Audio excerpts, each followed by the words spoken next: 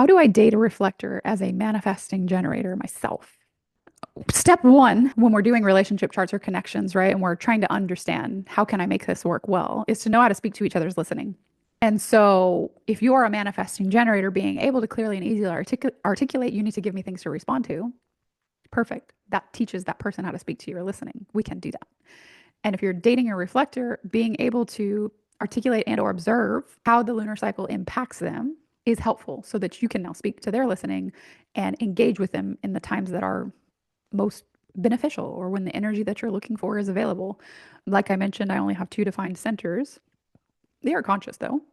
I only have two defined centers and I just enjoy following the lunar cycles. And I notice that the lunar cycles do affect me. When it's a new moon, I can't sleep. I get really excited. I want to do everything. That's when it feels like my root pulse turns on. I'll have to see what gate activates at that time.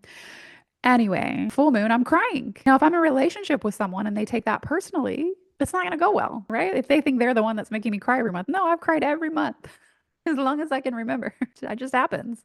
So, understanding how these major lunar cycles impact that person, first of all, and then you can actually look at how their chart changes every 28 and a half days as a reflector because reflectors have nothing but hanging gates. So something's always plugging in somewhere, right? Things are getting defined. It's just kind of like playing musical chairs in their chart.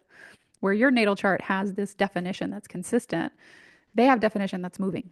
So speaking to their listening, understanding their signature and not self theme of surprise versus disappointment as well. I don't know, Val, does that help? But because they're a reflector, looking at the connection chart between the two of you might actually be the easiest route to success because then you'll see what energy is available when you're together on a consistent basis.